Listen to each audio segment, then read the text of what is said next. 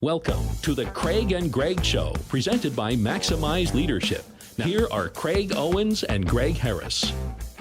Hey, welcome back to another episode of the Craig and Greg Show. I'm Craig. This is Greg. We love talking to you about leadership potential and growing your potential to the maximum that it can be. Hence the website, Maximize Leadership. You're so clever coming up with that. Originality? That's right. 10 out of 10. Absolutely. You know, you've heard the cliche that says when the going gets tough, the tough get going. But I think another great way to think about that is that when the going gets tough, the way that the leader responds helps everybody else get going. Whether you're a sports fan or not, I think you can relate to this quote. This is from Shaquille O'Neal, and he was talking about Deion Sanders and one of his head coaches, Phil Jackson, and he said this, when they were down, and he's talking about the University of Colorado where Deion Sanders coaches, when they were down 15, there was a camera that panned to Deion Sanders' face, and it reminded me of Phil Jackson. And I've always said, if the general doesn't panic, the troops don't panic. How true is that, Greg? Perfect. So I think you can talk about chaos, disruption, things that go wrong, and that's going to happen for us leaders at times. The unflappable spirit of a leader is kind of where we want to play today, and that's partly attitude and partly aptitude. Yeah. Well, and it's learned, right? I mean, you have to learn that, and I think that this is a good place for a coach that comes along and says, oh, you might need to dial that down a little bit. I was watching a football game a couple of weeks ago, and Harrison was watching the same game at his house at the same time, and we were kind of texting some comments back and forth. And the coach on one sideline, they would cut to him when his team had done something bad, and I texted Harrison, I'm like, if this guy doesn't tone it down, he's going to have a coronary. Like every single bad thing that happened, you would have thought that the game was over right then, just by looking at his face. And that's where you need somebody from the outside to almost hold up the mirror for you and say, hey, realize that you were upset, but you can't treat every situation like it's the end of the world, right? Because then you're making your teammates run for cover as well. Do you think that example, and it's a leader, right? It's a head coach. Yep. Is that leader reacting because of their own experiences?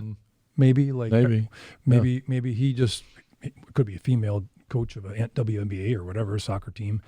When they panic, it's very difficult for the team to be calm. Sure. Yep. Right. Yep. And something happens in business or in church or in school or in your community, and you're like, okay, let's think about this. Sure. And you're very calm about it. You're very, not methodical, but maybe that's a good word. Just you think about it versus react. Right.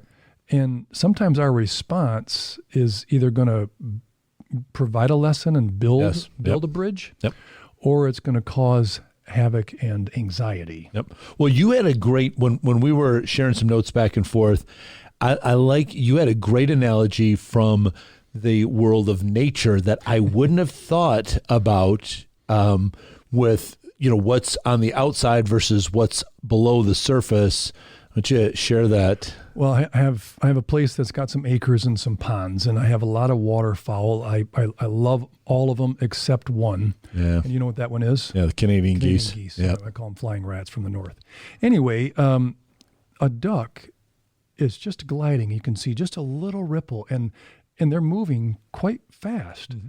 But there's nothing above the water line that says they're pedaling their behinds off. If you go under, those web feet are going really well. Right. And I think what leaders need to present is the glide, even though you're really working hard. Your brain could be thinking, your heart could be pumping. Yeah, that happens too. Yeah, that happens when a grizzly bear chases us in Yellowstone. But I think a duck is a great example for us leaders to try to model. Yes. And fortunately, it's not all about us. It's about what people feel and sense from us as leaders when stuff goes wrong. Yep, because they're going to look to you. Yeah. So something goes wrong in the company here, and then they turn and look to see, how are you going to respond to this?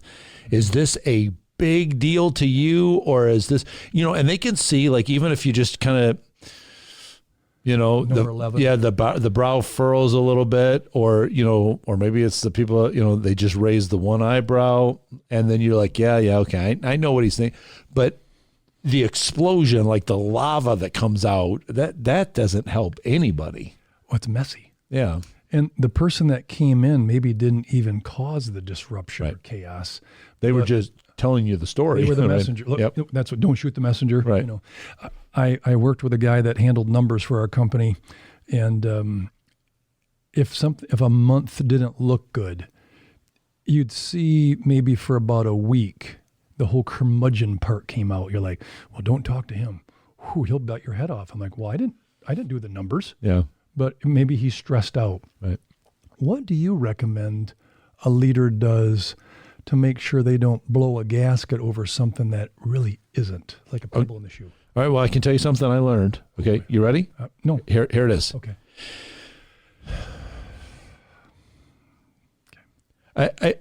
I've learned that in just the time that it takes me to take that breath, there are so many things that my brain goes through to go, this response, no. This one, no. This one, this one. Okay, I think that'd be appropriate. Okay, but you got a gifted brain. That probably took you in real life 2 seconds. Can't do that. Right. That worked last Sure. time. We'll do it again. And we have to practice it. Yeah, absolutely. Right? Yeah, and I think it gets better over. I mean, we use a lot of sports analogies because we like that so much, but I think that it still applies regardless, even if even if you don't like sports. But one of the phrases that you will hear a lot as somebody is maturing at their position is they will say, the game seemed to slow down for me. Mm-hmm. Now, obviously, the game didn't slow down. It's going as fast as ever, but they're able to process more a little bit quicker. So like in your position as a quarterback, at the beginning, they'll say, you've got two options. Look at this receiver, and if he's not open, then you got this receiver, and that's it. But then as you get a little bit more maturity and a little bit more experience, now you got 3 options. You got 4 options. You can check down to this. You could even maybe change the play before the ball is even snapped. And I think it's the same thing with a leader. You're going to have to learn sometimes from your good experiences, sometimes from your bad experiences. But if you take the time to reflect afterwards, you're back in your office afterwards and go, did I handle that well? How's my team feeling after that? And maybe you got to come back and say, okay, guys, I think maybe I went a little too far on that one. Sorry about that. Let's get some perspective. Innate, just in raw human nature, fight or flight. Mm-hmm. And I think they're watching us as leaders, you as well. What do you do? Right. And those tendencies are really tough to fight or flight. It's a battle, right? Yep. And sometimes you just need to focus on what are the better options. But flight is one thing. Okay, fight is another thing. There has to be something else. Those are two extremes, in my opinion. Right. With chaos, disruption, difficulties, challenges, one word that's not even on our notes, so I'm going to throw this at you. This is what happens sometimes, is shoot from the hip. Resilience, perseverance, sure. Grit. As a leader, what a great testimony. Whether you're leading a church, teaching kids in a school, selling something, driving a truck, whatever, that process is very encouraging. Oh, absolutely. And well, it is a process. And I think that's one of the things we got to make sure that we don't beat ourselves up in our immaturity, I reacted wrongly there. Don't beat yourself up over that. So that's a learning experience. But, and I think that your team will see that growth as well, that this is a journey.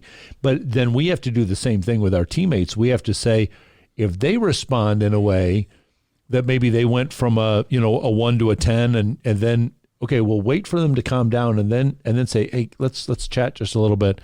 Now that you've had a chance to reflect on that, would you have done that any differently? Oh yeah, I probably would have. Okay, good. And then because we had one of our episodes, we talked about giving people mulligans. Yeah, but mulligans always after some coaching. after some help. So like, okay, so yeah, you went to a 10 on that one. I think that one deserved maybe a 4 or 5 level of intensity. So, how can I help you next time not kind of go as big, but you still need to paddle a little bit more, right. But how can I help you on that? I think for us leaders, for the high majority, they want to do a good job. Sure.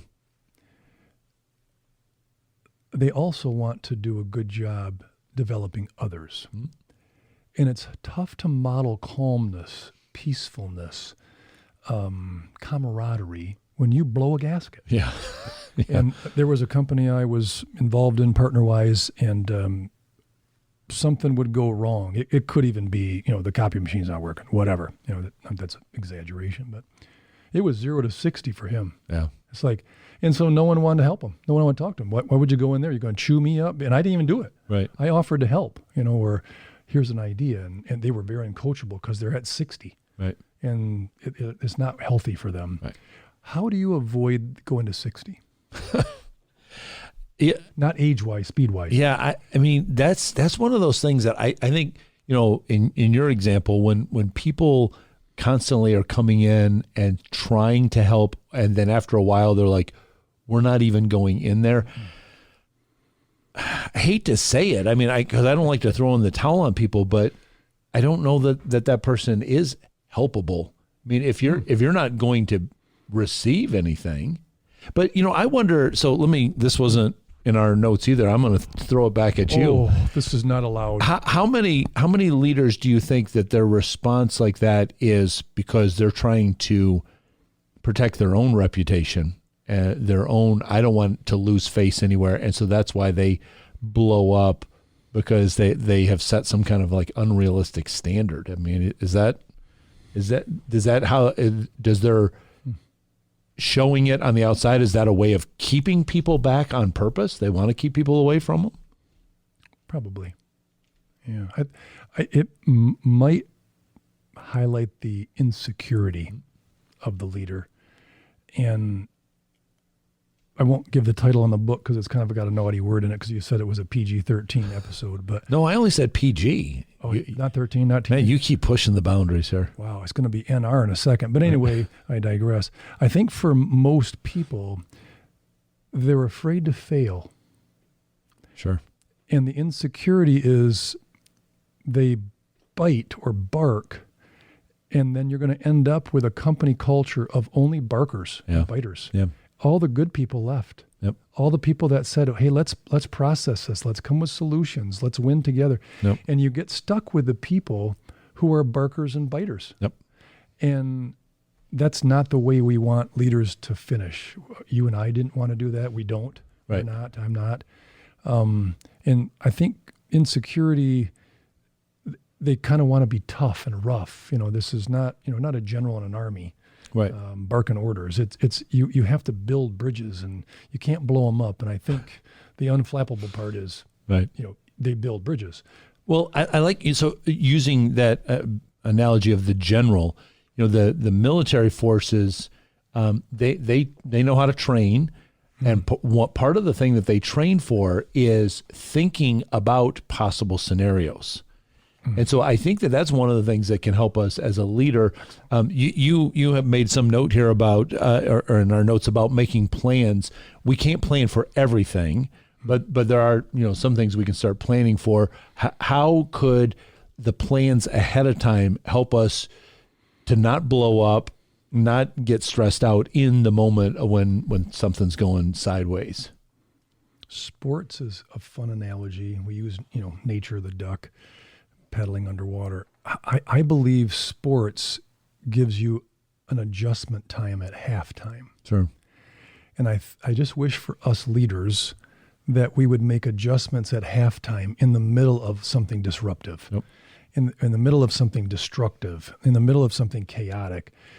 Halftime is, let's take a step back. Let's rethink this. The planning for the good, preparing for what might go wrong.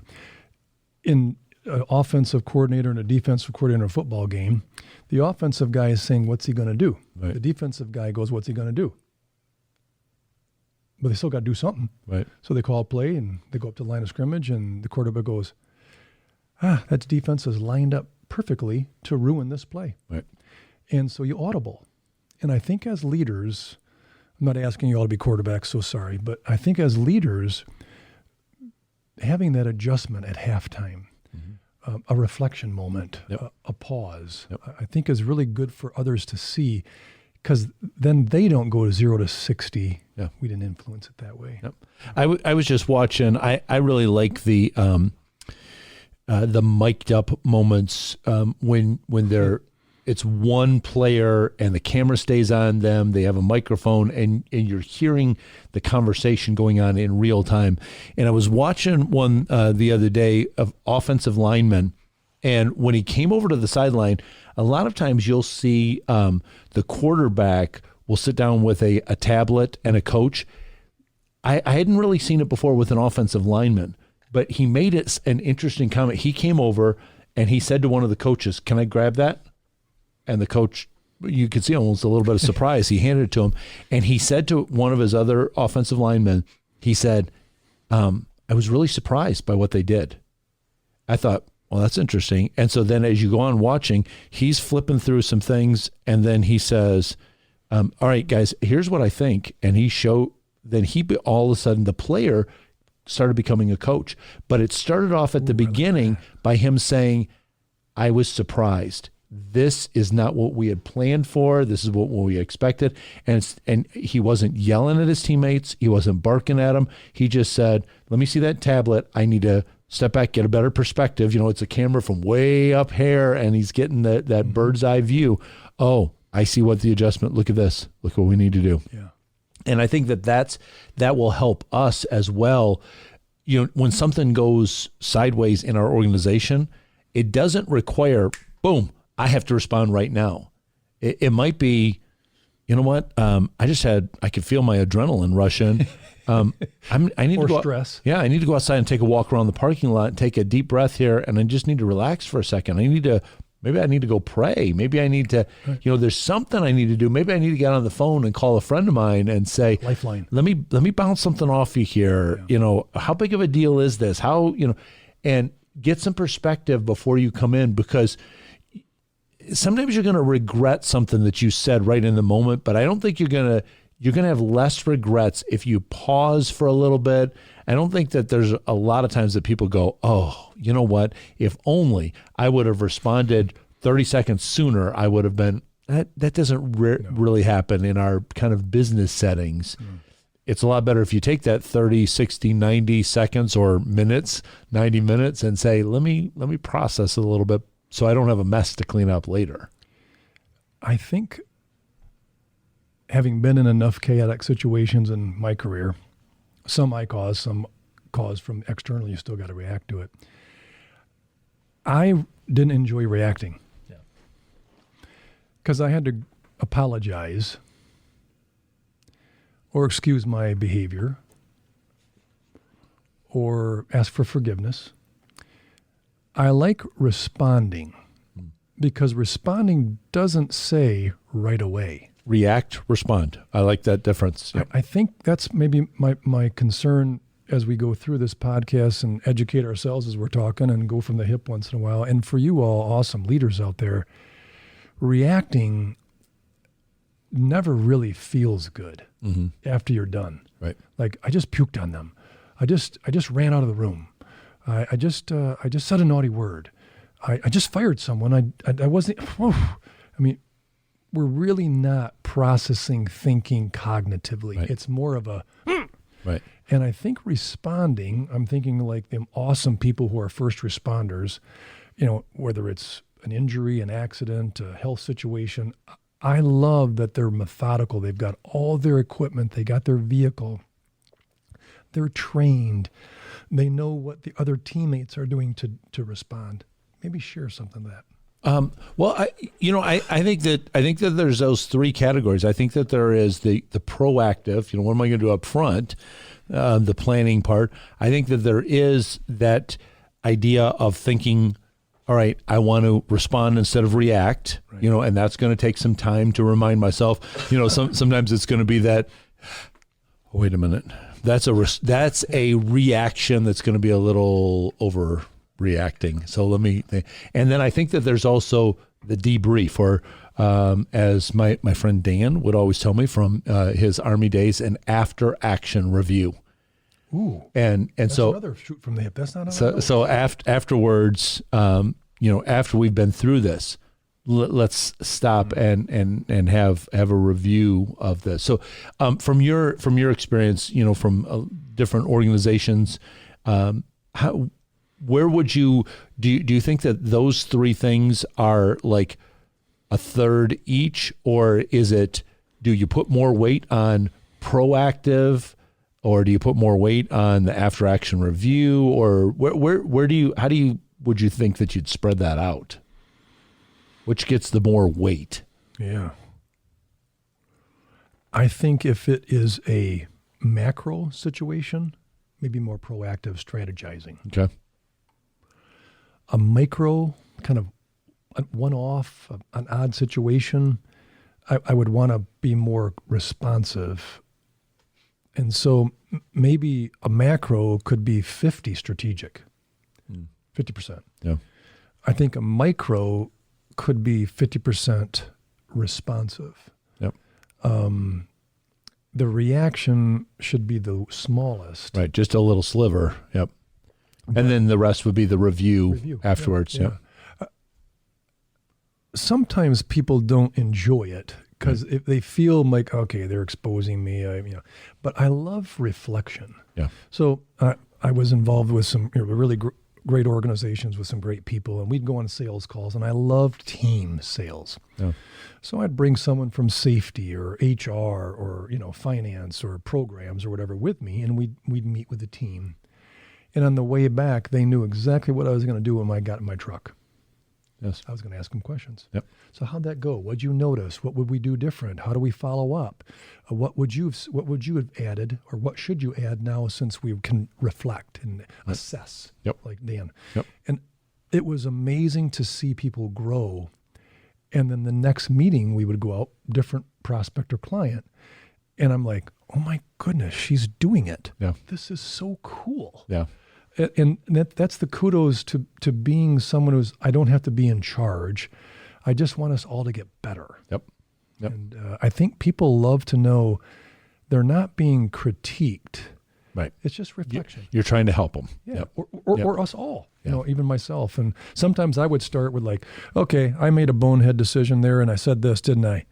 Yeah, we didn't want to tell you. The next meeting they'd say, hey, that was a bonehead decision. I said, it sure was. Yeah. And they got to that quickly. Yep. So you've had some stories and examples where you're like, could have handled that better as a company. Oh, of course. Group, Yeah. not you as a leader. Yep. What do you think those moments are? Like, is it because we're tired? Is it because, my biggest one for me, like I said earlier, let me repeat myself. I've just learned and I liked your words there, respond, react. I mean, if I don't take that breath in the moment, I'm responding, and it's usually not the best. But if I can take that breath, it's usually a better reaction instead of just a from the hip response that I wasn't thinking through very well. Because then you always have to have, even if it's not publicized, there is the after action review, and you're either sitting there going, well, I'm going to justify what I did because they deserve the fact that, and nobody else is around to correct you on that. Or you say, I didn't handle that very well. And then you get some people around you and say, how can we clean that up? And how can you help me on this next time? And, we always use the title of coaching, but that's really what that is it's somebody that maybe was aware of the situation, but not quite in the heat of the battle that you were, and they probably have a better perspective. Like, you were here and that angry customer was over here and they were firing their words at you. I happened to be here, but my emotions didn't get quite as fired up because the insults weren't coming at me. So I've got a little bit of just a slightly different perspective because I didn't feel as much of adrenaline or stress going up. And so I can help with that.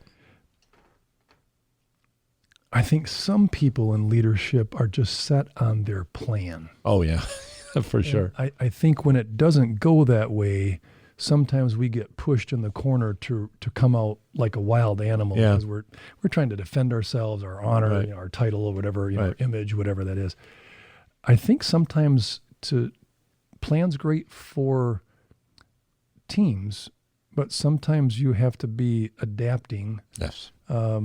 Even from the plan. There's a quote that I read, and I kind of modified it and added something to it, but it goes, you don't always need a plan. Sometimes you need to breathe, trust, and let God. Yep. And that's kind of a life thing as leaders, right? Absolutely. It's just, we got to let God. It's I'm not trying to buffer people. Sometimes we want to put bubble wrap around our kids or, our employees or whatever. And they need to learn it, but we have to be there for them. Absolutely. I think that's how we wrap up. Well, listen, leaders, you're not going to be able to control every single situation and every aspect of it. So there is going to be some things that will catch you off guard, but I think you can learn to respond, not react better. We want to help you in that in the coaching. Maybe we need to sit down with you and talk a little bit about the proactive, the planning up front, or maybe we need to talk about that small little sliver about how you can respond instead of react. Or maybe we can help you afterwards. You can come and say, this is what happened. Help me a little bit with the after action review. Help me come up with an idea of how I can do it differently next time. If you go to maximizeleadership.com, click on the page for coaching, fill out the form in there, tell us a little bit about your story. We'll get back to you and we'll tell you how we can set up some coaching for you. We'd love to be able to help you with that. Whether it's here on this video or whether you reach out to us on Twitter at Maximize Podcast, share with us a little feedback. What'd you learn from this? Maybe what did you not understand about this that you'd like us to go a little bit deeper on? Or maybe it's a totally different topic and you say, why don't you guys talk about this? We'd love to be able to be responsive to that. We're here to resource you. We want to help you get better as leaders. We know what that leadership journey is like. We've been on it a number of years. We won't say how many years, but we've learned some things and we don't keep secrets. We want to share those lessons that we've learned with you. So reach out to us and let us be a resource to you. Also, we would love if you would subscribe and click that bell on YouTube so you get notified. Greg's got a series of great just 1 minute posts that are called Max Minutes. We've got some shorter videos that we want to share with you as well. We want to make all those available, so make sure that you subscribe and click the bell so you get notified every time that we drop something new for you. Stay tuned. There's more content that's coming your way real soon. Get in touch with Craig and Greg through Twitter at Maximize Podcast or at MaximizeLeadership.com. Be sure to subscribe so you don't miss any episodes of The Craig and Greg Show.